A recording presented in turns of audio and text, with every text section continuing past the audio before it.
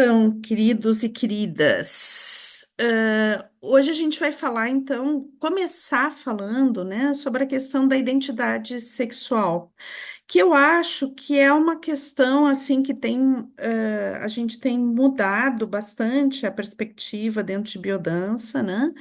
Não é um assunto fechado dentro da biodança, né? Eu acho que é um assunto que enquanto fenômeno social, a gente tem feito novas reflexões sobre esse tema, né? E por isso eu busquei na primeira parte dessa apresentação a gente poder trazer algumas informações que talvez alguns de vocês não tenham, né? Ou não tenham clareza, porque eu acho que esse tema é muito confuso ainda, né? Por quê? Porque muitos de nós não fomos levados a fazer uma reflexão sobre isso. Então, dentro da nossa estrutura de pensamento, de conhecimento, muitas vezes a gente pensa que existem, né, homens e mulheres, e esse é o mundo, né? Então, o mundo significa o- homens e mulheres. E tudo que não é homem e mulher a gente acha um pouco diferente, né? Um pouco que estranho isso, né? O que eu gostaria de a gente poder fazer uma reflexão é saindo desse binarismo, né? Dessa visão de que existem só duas possibilidades enquanto manifestação de um ser, e que existe uma fluidez, e essa fluidez não está somente no outro, ela está em cada um de nós. Né? Então, não é o outro que é diferente, o outro que é extraordinário, o outro que não se encaixa em um padrão natural, né? Mas que todos nós temos um grau grande de fluidez na nossa própria identidade.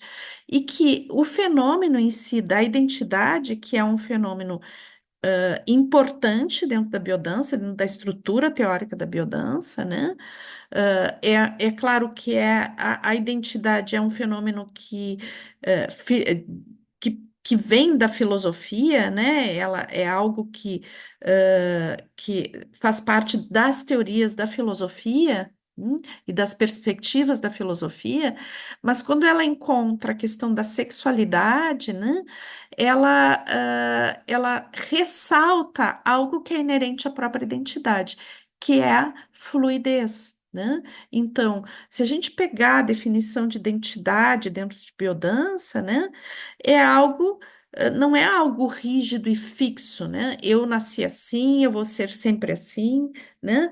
Eu vou revelando a minha identidade ao longo da minha existência como algo fixo que tem que ser só visto, mas que não muda nunca. Né?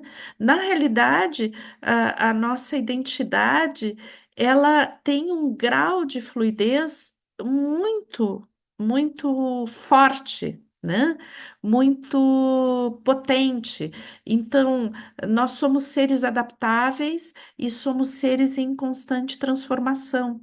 Essa transformação não depende só de algo que está na nossa base genética, sim, depende disso também, mas depende, antes de tudo, do que a gente vivencia em cima dessa base genética e como o meio atua sobre essa base. Então, essa alquimia, que é uma palavra que a gente tem utilizado esse final de semana e que eu utilizo muito nas minhas colocações, né?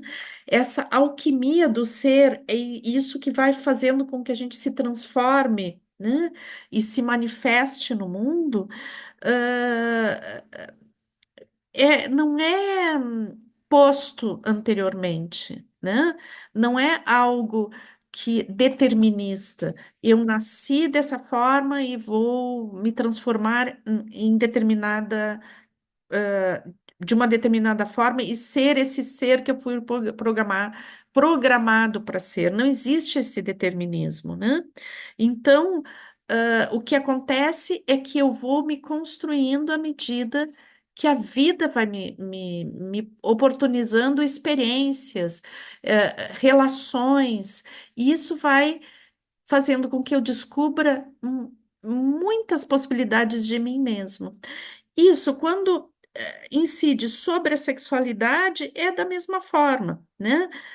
Sobre como eu me vejo como ser sexual e o que que me atrai dentro da sexualidade e como eu quero manifestar minha sexualidade, a sociedade formal, a nossa cultura tenta tornar isso fixo, né? E tornar e encaixar essa complexidade da nossa identidade dentro de coisas pré-formatadas, né? Mas o que acontece é que isso acaba sendo limitante. Porque nós temos muitas possibilidades. Então, o que que a gente busca, né, dentro do trabalho de biodança atualmente? É encontrar essa complexidade e poder favorecer que a pessoa, né, que as pessoas, os participantes, eles possam, né, perceber as suas possibilidades e acolhê-las, né? Não se trata de impor novos comportamentos, novos padrões, né? Mas sim de abrir a possibilidade de manifestação plena de cada ser da forma como ele se percebe e como ele necessita se manifestar no mundo, né? Então, vamos começar, né, sobre uma reflexão, né? O masculino e o feminino como uma grande dualidade pulsante que existe dentro da questão do tal, né? Que a gente vê dentro da biodança sobre a questão do yin e do yang, né? Então, a gente costuma, né, perceber essa questão, né, primeiro, como duas coisas fixas, né? Então, existe o masculino e o feminino. Não existe uma transitoriedade entre essas duas coisas, né?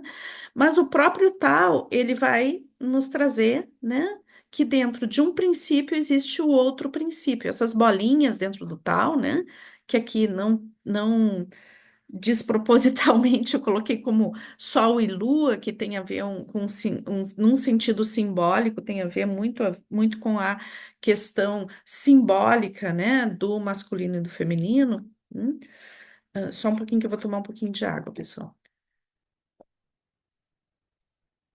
Então, que essa simbologia, né, ela nos traz justamente, né, essa possibilidade de que existem, né, não existe somente uma energia yang ou uma energia yin, e não existe uma transitoriedade, uma passagem, né, entre uma energia e outra. Então, em tudo na natureza, porque a simbologia de yin e yang, ela sempre está falando dos fenômenos da natureza, tá? É uma teoria, claro, com base oriental, né? Então, por exemplo, o I Ching, o Zen budismo, etc., vão estar construídos sobre essa base teórica, tá? Com essa base perceptiva filosófica, né? Que é um dualismo pulsante, né?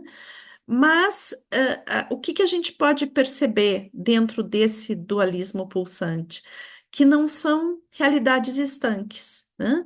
Que para eu chegar no Yang em sua máxima expressão, existe toda uma transitoriedade que vai passando do Yin para o Yang. Da mesma forma, o Yin dentro da sua máxima expressão.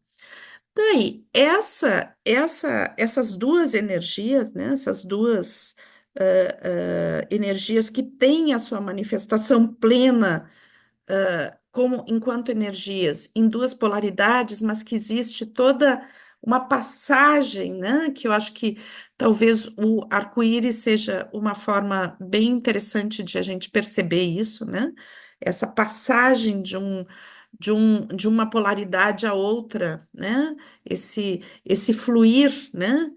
Constante entre muitas possibilidades, né? Então, e também a gente vai ver muito isso no I Ching, principalmente, né? Foi representado muito sobre a questão do masculino e do feminino, não enquanto homem e mulher, mas sim enquanto energias, né? Então, no I Ching, a gente vai ver uma relação entre a energia Yang masculina e a energia yin feminina. Eu falo do I Ching porque é o que eu tenho mais estudo, né? Não tenho outros estudos dentro da filosofia oriental, que possam me ajudar a falar melhor sobre isso. Eu acho que o I Ching é o que eu mais conheço, né? Então, o que que a gente pode trazer daí, né? Que eu acho que é uma reflexão importante para a biodança. O que que acontece? Muitas vezes, né, a gente pode fazer uma confusão, né, entre esse masculino e esse feminino, trazendo para um masculino padronizado, que tem a ver com os homens, né? E um feminino padronizado, estereotipado, tem a ver com as mulheres, né? O convite que eu faço, né, é a gente poder dissociar esses dois polos, né, do que significa ser homem ou mulher, né? Então, percebendo essas duas manifestações, masculino e feminino, como manifestações que existem e pulsam dentro de todas as pessoas, né? Todas as pessoas.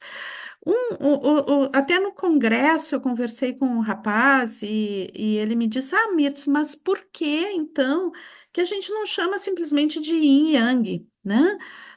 Não tem que usar essa terminologia masculino e feminino. E a gente ficou conversando, eu acho que não é uma reflexão que eu finalizei, né? Mas eu acho, ao menos nesse momento, eu considero dessa forma, não é uma coisa que está finalizada, né? Mas eu expressei uma sensação que eu tenho para ele, né? Eu acho que historicamente, dentro da estrutura do patriarcado, tudo que tem a ver com a simbologia do masculino foi ressaltado e hipervalorizado, né? E tudo que tem a ver com a simbologia do feminino foi degradado, subvalorizado e foi silenciado, né? E claro que isso abrange muitas questões, né, sociais e abrange muitas questões que têm a ver com as ditas minorias, que são maiorias, né, na realidade. Então, tudo que está associado ao feminino, né, foi muito massacrado historicamente, né? Então, a gente pode pensar em termos de valores, né? Os valores associados ao feminino, que tem a ver com o cuidado, com a receptividade, com a sensibilidade, eles foram subvalorizados. E isso, historicamente, né, atingiu especialmente as mulheres. Hum? Ou não somente as mulheres, mas todos os seres humanos que têm a ver, né, que são mais identificados com esses valores. Hum? E passamos a ser educados, né? Educados para ressaltar todos os valores que têm que ver com o masculino, né? Então, o que que eu falei para esse rapaz, né? Quando ele me falou assim, não, mas a gente tem que falar então de energia yin e yang, não de masculino e feminino. Eu disse uma sensação para ele, pode ser que eu esteja super errada, né? Mas assim, eu disse assim, olha, eu sinto que se a gente tirar a palavra feminino dessa discussão, eu me sinto novamente silenciada. Eu sinto que novamente eu não posso falar de algo que é importante para mim. né? Então, e não é importante para mim como pessoa, mas é importante para mim como mulher, né? Uma mulher que traz uma herança histórica, né? Uma herança histórica de todas as minhas ancestrais e de tudo, né? Que as mulheres passaram, né? Historicamente até chegar nesse ponto que estamos. Então, eu não me sinto preparada para tirar a palavra feminino de nada, né? E sim de reivindicar uma valorização do feminino. Dentro de tudo o que significa uma valorização do feminino, né? Bom, é nesse ponto que estamos, tá? Nessa discussão, e para vocês verem, a gente conversou, é um rapaz que também estuda sobre as questões de gênero lá, foi uma conversa informal, né, no congresso, mas a gente conversou bastante sobre isso e ele ficou bem surpreso com o que eu disse, né? Também não conclusivo, né? Mas foi interessante a argumentação que a gente teve. Então, deixo essa discussão para a gente, que não é uma discussão acabada. Tá? Bom, então eu quero entrar agora numa dimensão de a gente compreender um pouco essas questões que têm a ver com gênero, que são discussões hoje muito importantes dentro da nossa sociedade, da cultura, da gente sair dessa visão, né? De macho e fêmea, dessa questão do masculino e feminino como duas opções existenciais, duas opções de manifestação, e que existe só essas duas opções, e que se eu não estou dentro dessas duas opções é porque tem uma coisa errada comigo. Tá? Então, a gente poder abrir um pouquinho a nossa perspectiva de compreensão desse fenômeno, né? Então, vamos iniciar por aquilo que a gente sempre justifica, né? Que é um discurso que sempre é muito justificado. Assim, mas na natureza existe sempre macho e fêmea, né? Então, por isso, não é natural se existe alguma outra coisa que não seja macho e fêmea, ou é macho ou é fêmea, né? E isso, bom, a própria natureza já nos remete a que não é bem assim, né? Tanto em nível de evolutivo, a questão de macho e fêmea é algo que vem muito posterior na evolução da própria sexualidade, né? É uma criação da biologia mais recente, né, se a gente pensar na evolução das espécies, mas mesmo dentro da nossa espécie, a gente vai ver pessoas que são intersexo, né, que têm, digamos, em nível de fator biológico, da presença de genitais, tem as duas características, macho e fêmea, tá? Então, já a partir daí, a gente já vê que não é só dois, tá? A gente tem uma outra possibilidade. O que que acontece em nível, assim, histórico da medicina, né? O que que acontece toda vez que nasce uma pessoa intersexo, ao menos era assim até pouco tempo, né? Imediatamente já se optava, né, por uma cirurgia onde um dos órgãos genitais seria extirpado, né? E essa opção, né, era dada pelos pais, né? Então, mais recentemente, começou a haver uma discussão de que essas pessoas que são intersexo deveriam entrar na adolescência para definir como é que se sentiriam, etc., mas que teriam que fazer uma cirurgia em algum momento, né? O mais urgente possível, né? E mais recentemente ainda tem toda uma discussão de que, e por que que eu tenho que fazer essa cirurgia, né? Para quê? Né? Por que eu não posso ser os dois, né? Então, tem uma indicação de um filme que está na Netflix que eu acho bem interessante, que se chama XXY, que trabalha justamente com essa questão. Acho bem interessante a gente poder eh, ahn, olhar esse filme, se vocês tiverem interesse de aprofundar mais sobre essa questão específica, tá? Bom. Então, o que que acontece, né? Ah, a nossa identidade, né? Como a gente se identifica nesse universo, né, de masculino, feminino e dentro dessa intransitoriedade entre uma coisa e outra, né? A gente vai conhecer essas duas palavras, que são palavras bem, que recentemente são mais populares, né? Que recentemente a gente começa a utilizar essas expressões, mas eu percebo que muitas vezes existem dúvidas a respeito do que significa isso, né? Então, que seria cisgênero, transgênero, né? Então, o que que seria o cisgênero, né? O cisgênero é aquela pessoa que tem uma manifestação biológica, né? Ou seja, por exemplo, uma pessoa que nasce com os genitais femininos, né? E ela se identifica como mulher. Então, tem uma congruência entre esses dois aspectos, né?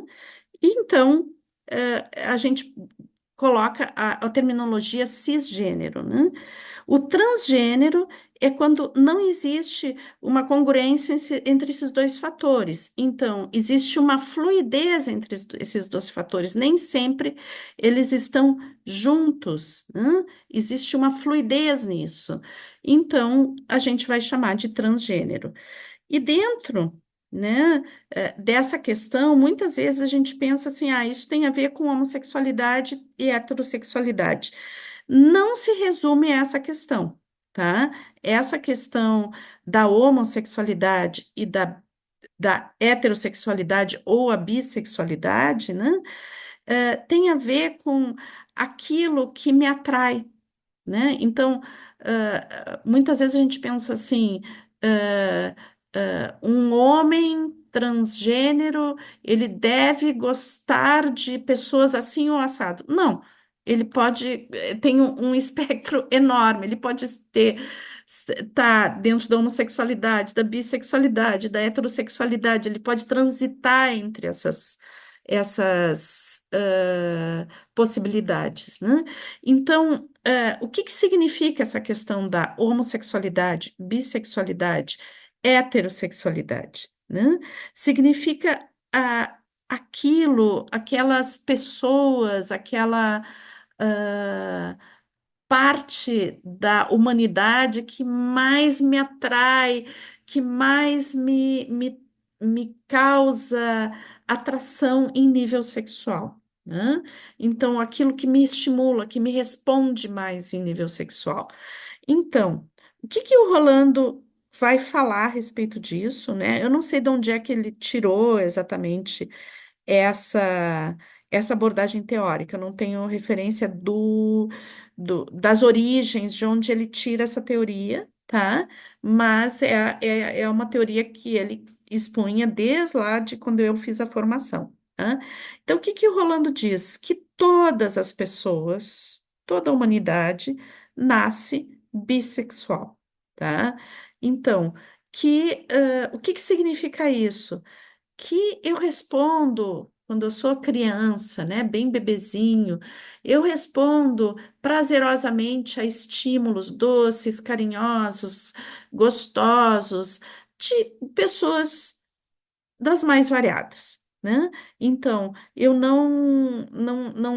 o bebezinho, quando ele é acariciado, ah, cocolado, independente de ser ah, homem ou mulher, ele está receptivo, né? Ele está receptivo à carícia em si. Então, tem uma resposta, né?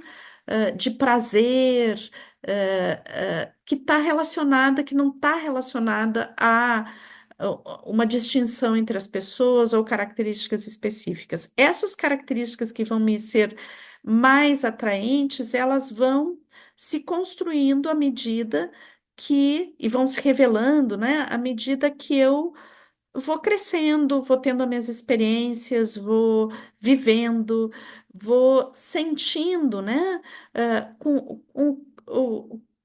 quais são as características das pessoas que mais eu tenho vontade de me aproximar, com mais que eu tenho vontade, como eu gostaria mais de me manifestar no mundo também, tá? Então, essa é uma construção que vai acontecendo ao longo da existência daquela pessoa, né? Então, o que que o Rolando dizia? Que a maioria das pessoas, né, mesmo que por padrões sociais elas assumam determinada forma de se relacionar com as pessoas no mundo, né? Mas ele diz, a maioria das pessoas permanece bissexual, né? O que acontece é que algumas pessoas vão sentindo ao longo da sua existência mais atração por pessoas do mesmo sexo ou pessoas de sexo diverso ao seu. Mas isso ele coloca assim que pessoas que têm somente desejo por pessoas do mesmo sexo ou somente desejo por pessoas de sexo diferente ao seu são muito raras, né? Que a maioria das pessoas tem um desejo misto, né? E ele coloca assim que na realidade, quando a gente faz biodança, né, pelo fato, né, de que a gente aceita muito bem o contato com várias pessoas, né, com diferentes tipos de pessoa, isso indica, né, que existe um certo nível de bissexualidade sempre, né? E o que que ele fala, né? Que falava que, na realidade, quando a gente faz biodança, pratica biodança, aos poucos, né? Por exemplo, vem uma pessoa que se identifica e que se percebe como heterossexual. Não suporto pessoas que me toquem, pessoas de sexo igual ao meu, né? Então, não suporto. Ela se identifica como heterossexual. À medida que ela vai praticando biodança, ela vai entrando mais para dentro da curva, né? Ou seja, ela vai começando a aceitar mais o contato, ter prazer com o contato, independente de qual seja o sexo daquela pessoa. Então, isso vai aproximando ela do centro da curva. Ou seja, a bissexualidade, ela não é exatamente o que me faz bi, hétero ou homossexual não é exatamente o fato de eu com quem eu faço sexo, né? Mas sim, é com que pessoas, com qual parte aí da humanidade que eu sinto prazer no contato, que eu sinto atração, vontade de estar perto, né? Então, em geral, né? As pessoas têm um padrão que é pré-estabelecido a respeito de com quem elas vão ter sexo, né? Fazer sexo, que muitas vezes esse padrão é moldado socialmente, né? Pelos, digamos, pelos padrões culturais da sociedade onde essa pessoa vive, mas que padrão de resposta às relações afetivos sensuais, ao contato, a interação, ela está muito mais dentro de uma curva de bissexualidade, né? Então, isso o Rolando nos chama atenção, né? Então, o que a gente pode ver aí, né? Que a expressão, a forma como a gente vive as questões de gênero, né, tem muito a ver com a forma como a gente é moldado culturalmente, que na realidade em termos de essência de quem sou eu e quais as minhas possibilidades de ser no mundo, existiria uma muito grande fluidez, né? Uma grande variedade de possibilidades, que na realidade é moldada culturalmente por padrões estabelecidos como culturalmente aceitos, mas que muitas vezes esses padrões culturalmente aceitos, eles servem somente como uma fachada por uma multipossibilidade, né? Que muitas vezes não é vivida, não é explorada, não é visitada, né?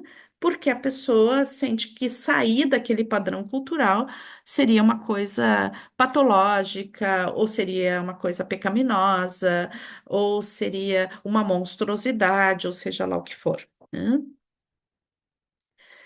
Então, é muito importante, essa discussão aqui é muito, muito importante a gente perceber, né?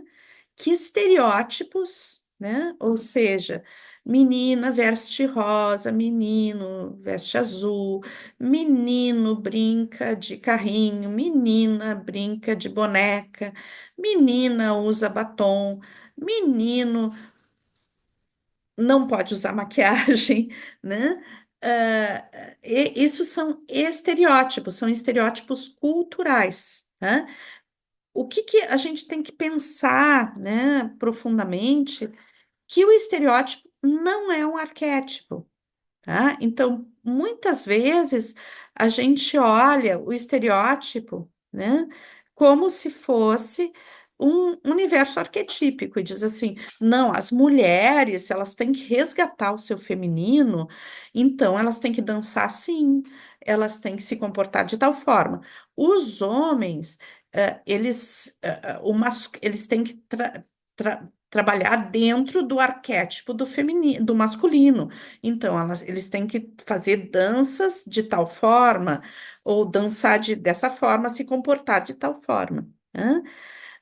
Isso não é arquétipo, pessoal. Isso é estereótipo. E a gente tem que ter muita clareza para não reforçar estereótipos, né? Então, no mundo arquetípico, existe uma imensa fluidez entre essas polaridades. O mundo arquetípico nos ensina a fluidez sobre essas polaridades. Existem universos arquetípicos que vão trabalhar todas as cores do arco-íris, né? E é sobre esse universo arquetípico que a gente tem que trabalhar, e não sobre reforço de estereótipos, tá? E eu acho que essa é uma discussão é bem atual dentro da biodança, né? Porque ela é uma discussão já histórica, né? Porque a gente começa o trabalho de questões de gênero em biodança sobre um trabalho sobre masculinidade e feminilidade, historicamente, eu estou falando aí pelos anos 80, né? Onde existiam danças para homens e danças para mulheres, né? O que que a gente vê com a evolução desse trabalho? Que lá naquele período histórico, que era anos 80, né? Essas danças, né, elas tinham um significado que, historicamente, naquele contexto histórico, elas eram bem adequadas, tá? Mas que existe uma superação disso, e que hoje, reforçar esses padrões, a gente cai num estereótipo muito profundo, tá? Então, hoje a gente trabalha muito mais sobre a fluidez das danças e as multipossibilidades arquetípicas do que sob padrões fixos para masculinidade e feminilidade, né? Então, vamos entender mais um pouquinho esse fenômeno, né? Então, a gente estava falando do sexo biológico, tá? Então, a gente estava aqui nessa parte sexo biológico, essa manifestação física, fisiológica, né? Que a gente tem dentro do, né?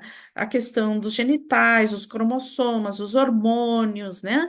Então, que a gente vai ter ou predominantemente masculino, ou predominante feminino, ou uma composição entre essas duas polaridades, tá?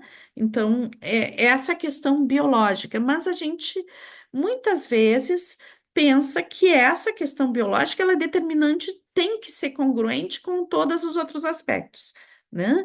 Então, a gente depois falou, né, sobre a orientação sexual, né? Hétero, bissexual, homossexual, e daí aqui a gente está se referindo ao desejo. O que que me atrai, né? Como é que eu respondo, né? Que tipo de atração eu tenho? Então, que tem a ver muito com uma questão subjetiva, né? Mas a gente tem também que ver, né, outros aspectos, tá?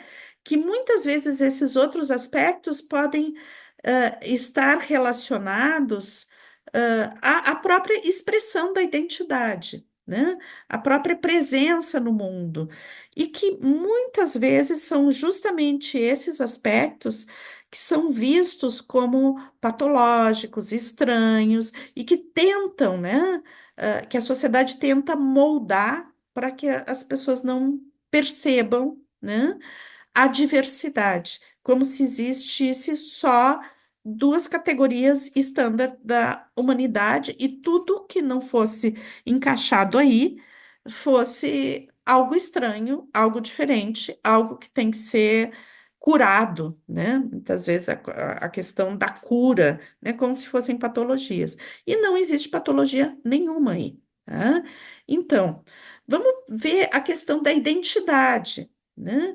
Então, é como tu pensa a respeito de ti mesmo, como tu se percebe, como que tu se enxerga, né? E nem sempre isso vai ter uma congruência com a questão biológica, né? Então, eu me percebo mais mulher ou mais homem? E existe uma transitoriedade, uma fluidez entre essas duas possibilidades, tá? Então, lá dentro daquilo que a gente viu um pouquinho no tal, o tal, ele não tem só energia yang ou energia yin, mas existe uma transitoriedade. Quando a gente olha, por exemplo, a passagem do dia para a noite, não é que de repente, né, é dia e de repente fica tudo escuro. Não, tem uma transitoriedade, uma passagem, né? O dia vai se transformando em noite, a noite vai se transformando em dia.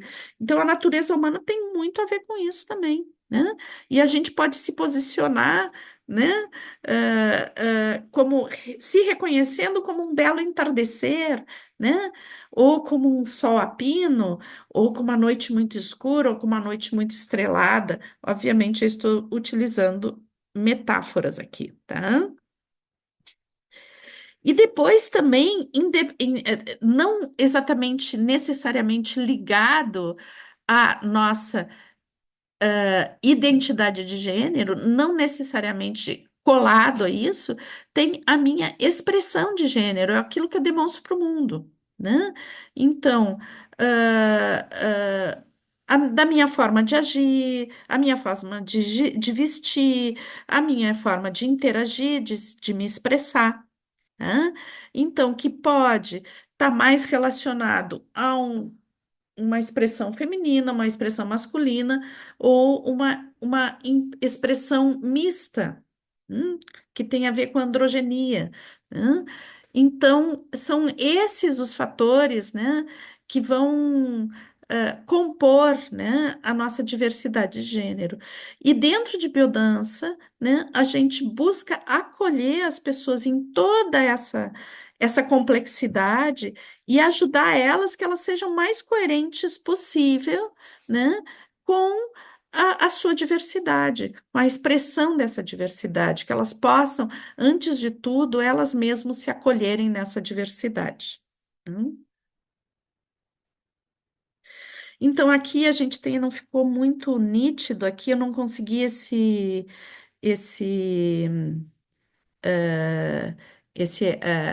esse slide eu não consegui em português, tá? Tá aqui em inglês, mas eu acho bem interessante, né? Que ele faz uma forma de guarda-chuva para que a gente possa ver, né? Então, aqui a gente tem. né? Os cisgêneros, então, que tem essa congruência entre a questão biológica e a questão da manifestação da identidade, né? Que são cis homem, cis mulher, né? Hã? E daí depois a gente tem todo o guarda-chuva de diversidade dos transgêneros, né? Então, que tenha o trans masculino, o trans feminino, transexual, depois os não binários, né? Sem gênero, dois gêneros, gênero fluido e os queer, né? Então, tem essa mil possibilidades, né? Bom, opa, desculpe. Então, dentro dessa diversidade, é que eu gostaria de a gente entrar em outra discussão, né, sobre o que é o amor. Então, especialmente quando o Rolando vai falar da questão de, das relações de par, tá? Pessoal, deixa eu só fechar aqui uma porta que o Marco está trabalhando no outro espaço e está me atrapalhando um pouco, que ele está falando, deixou a porta aberta. Deixa eu só ali fechar, só um pouquinho.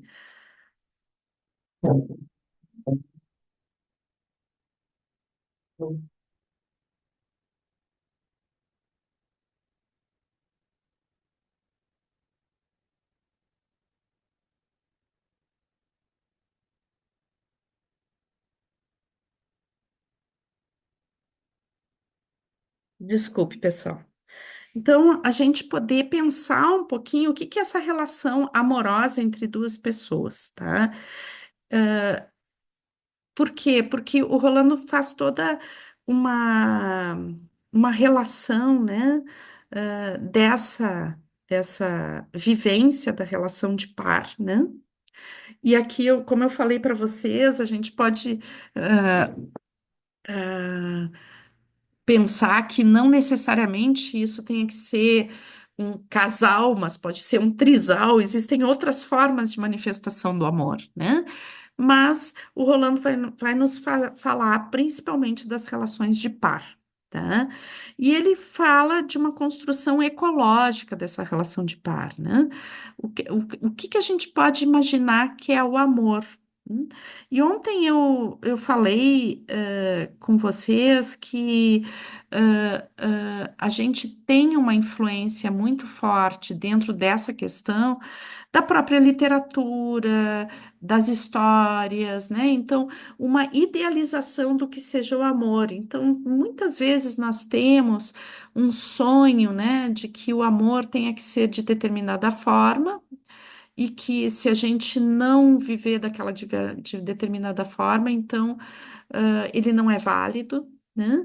E eu acho que o amor tem muitas formas de manifestação, né? Muitas possibilidades, e que não necessariamente corresponde àquilo que o romance idealiza, né? Aquilo que estereotipadamente é idealizado como amor. Né? As histórias que mil vezes se repetem do príncipe ou da princesa encantada e do o amor que deve durar para sempre, né? Então, que quando a gente cai nessa fantasia, né, nessa idealização de perfeição, né, muitas vezes a gente acaba negando a dinâmica do próprio amor, que é uma dinâmica muito mais abrangente, né? E que ela trata de questões muito mais profundas, né? O amor tem muito a ver com acolhimento, o amor tem muito a ver com a capacidade de adaptação, o amor tem muito a ver com a aceitação, né? O amor tem muito a ver com respirar fundo, né? Com ser tolerante. Então, o amor é algo complexo, né? E que vai se manifestar em cada relação de uma forma distinta. Então, querer padronizar, dizer que o amor tem que ser assim, ou tem que ser de determinada forma, é um pouco se afastar da possibilidade de amar, né? Então, o amor é o entendimento que a gente vai construindo em relação às pessoas que a gente ama, né? E ele vai se manifestar de diversas formas. E aqui, então, a gente vai ver o amor de par hoje, né? Que é o foco que o Rolando nos traz, né? Então, esse amor de par, né? Eu gostaria que a gente pudesse ver como um amor que é bem abrangente. É quando duas pessoas se amam, tá? E se atraem e querem constituir algo juntas, né? Elas sonham em construir algo juntos. Como, que é como, quando acontece isso? Como é que se dá as coisas? Como é que é? Hã? Então, vamos ver algumas questões, né, sobre o amor de par. Então, vamos ver essas questões, né, nas sociedades que não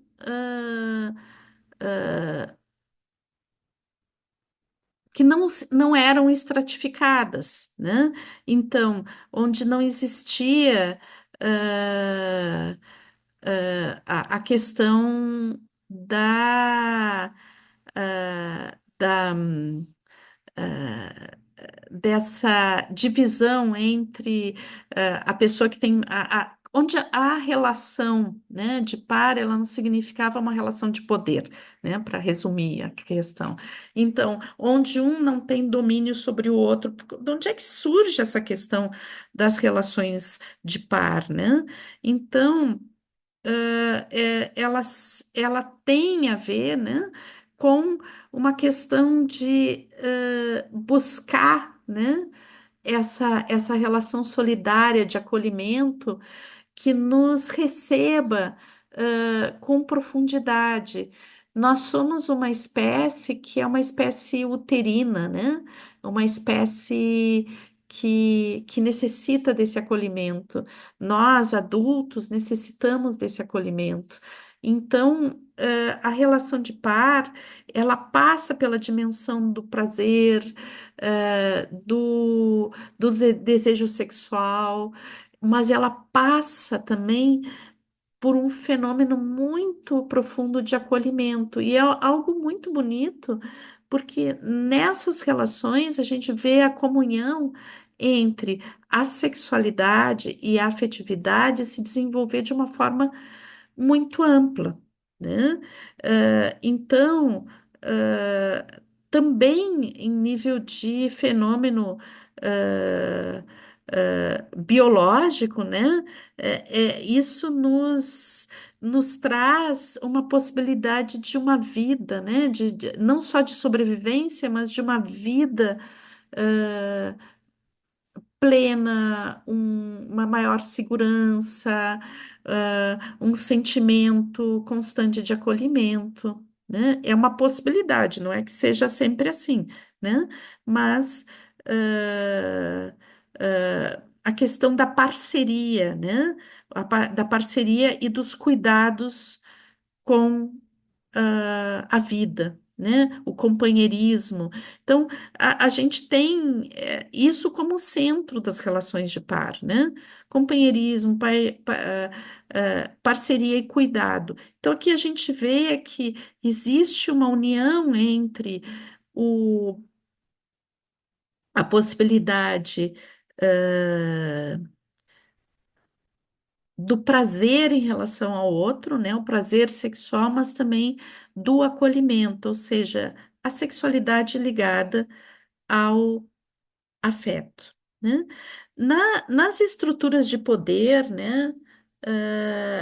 A gente vai encontrar, então, né, uma dissociação disso. Quando a gente começa já fazer uma estratificação onde ah, uma pessoa, a estrutura da própria família, né, ela tem um padrão, ela começa a ser estereotipada, ela deve ter uma estrutura que é dentro da sociedade patriarcal, né?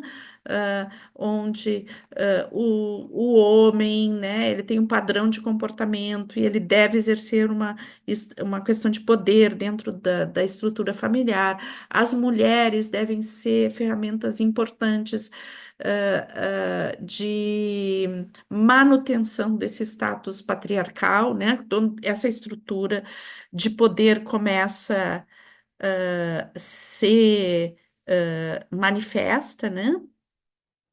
Então, a gente começa a ter uma sexualidade dissociada do afeto, né?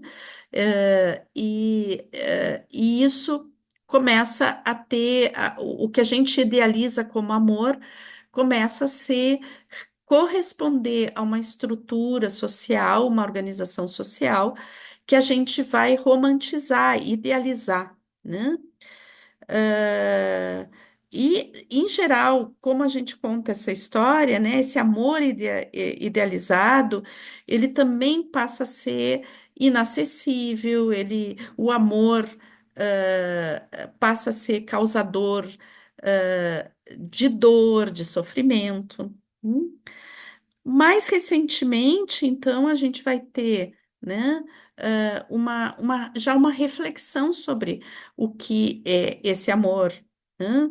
E começa a ver que existe uma possibilidade de diversidade no amor, que o amor é diverso, que o amor não se manifesta sempre da mesma forma, né?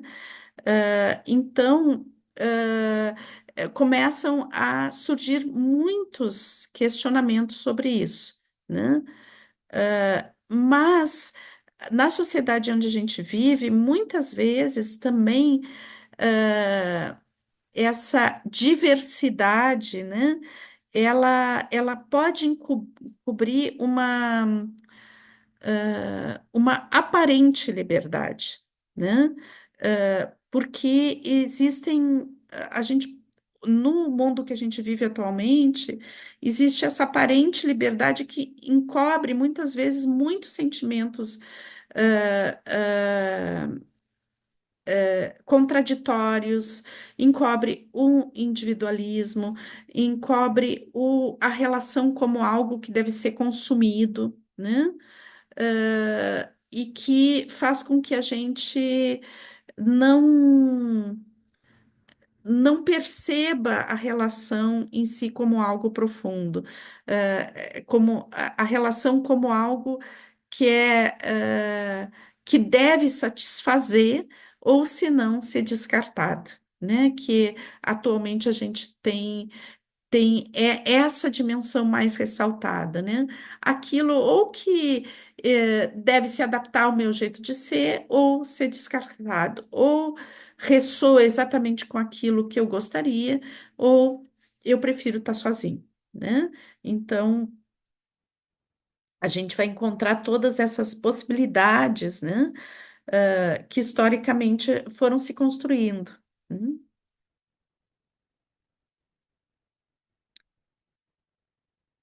Então, alguns pontos que a gente pode ver, assim, que eu acho que podem mais ressaltar dentro dessas questões que a gente vai encontrar nas pessoas hoje, né?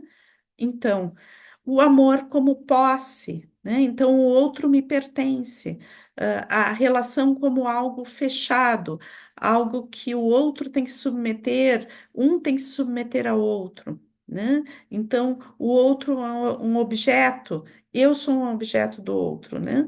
E a relação é fechada em si. Né? Outra questão que a gente vai encontrar bastante dentro dessa questão das relações de par, né, é os ciúmes e a fidelidade, né? Então, a questão dos ciúmes, a gente pode perceber os ciúmes como algo que é inerente, a gente sente insegurança em relação às nossas relações, é natural que a gente tenha isso, né?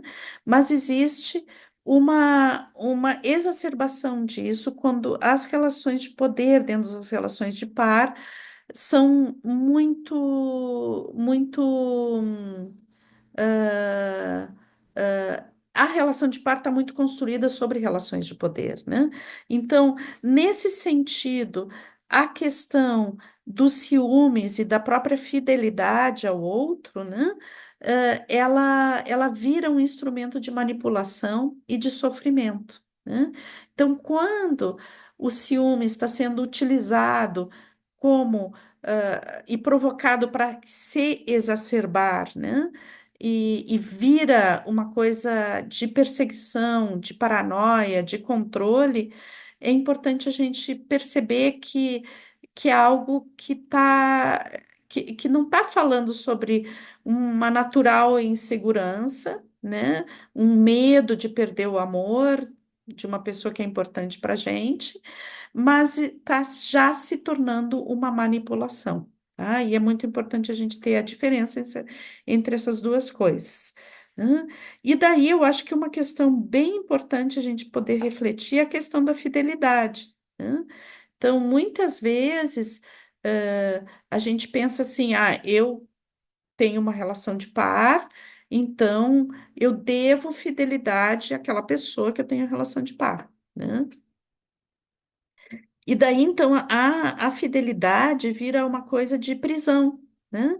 Ah, tipo assim, porque é alguma coisa que eu devo para o outro, né? E se a gente entender que naturalmente existe sempre uma coisa de insegurança em relação à perda do amor, que é algo tão importante para a gente, e quando uma pessoa é muito importante para a gente sempre tem assim lá uma sombrinha de ciúmes, né? Que não pode virar uma coisa imensa, mas que ela existe ali, né? Então, que significa que aquela pessoa é importante para mim, né? E que eu tenho que cuidar dessa relação, porque ela é importante para mim, né? Então, se essa relação é importante para mim, eu tenho que cuidar dela, né? Eu não quero fazer o outro sofrer, né? Eu não quero botar em risco essa relação. Então, a fidelidade, ela tem muito mais a ver com o cuidado, com aquilo que é importante para mim do que com algo que eu devo ao outro. Tá?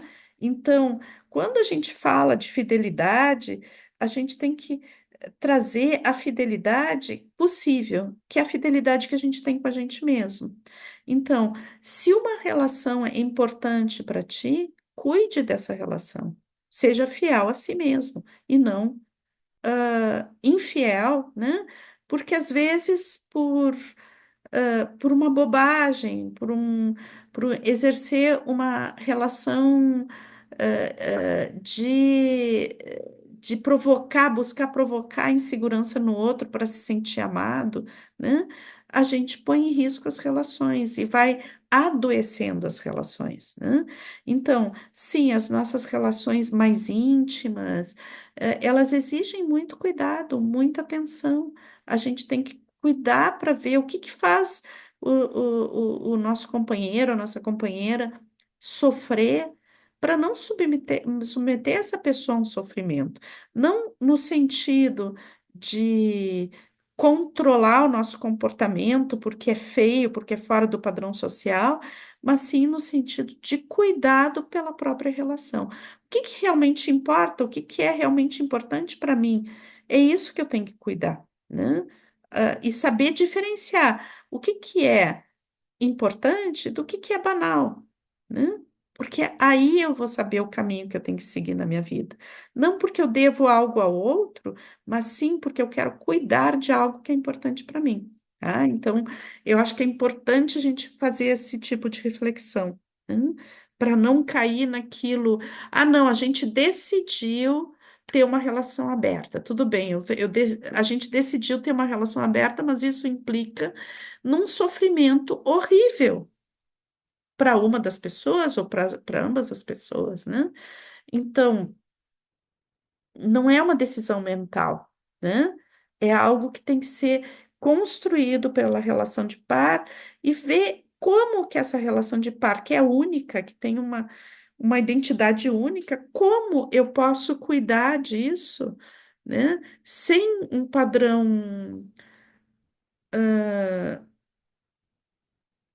estereotipado de como se deve cuidar uma relação, mas sim como eu posso cuidar dessa relação de forma que ela possa realmente ser acolhedora, realmente ser amorosa e que as pessoas envolvidas, né, se sintam bem, né? E o que é bom para uma relação pode ser que não seja bom para outra. Tá? Então, é a fidelidade que a gente tem com a gente mesmo. O cuidado com as relações que são importantes para a gente não se trata de um cuidado exatamente pelo outro, mas sim um cuidado que a gente tem por si mesmo. Né? É importante para ti, cuida, né? Cuida. Hum? Se tu tiver que abrir mão de algumas coisas que são superficiais, que são banais, né? É, abrir mão principalmente da tua eh, vaidade de lá ser eu, de ser conquistador, conquistadora, de ser sedutor ou sedutora, se tu tiver que abrir, e se isso é uma questão superficial para ti, frente a uma relação que é muito importante, que teria sofrimento diante desse tipo de comportamento, avalia como tu tem que te comportar para que tenha cuidado na relação.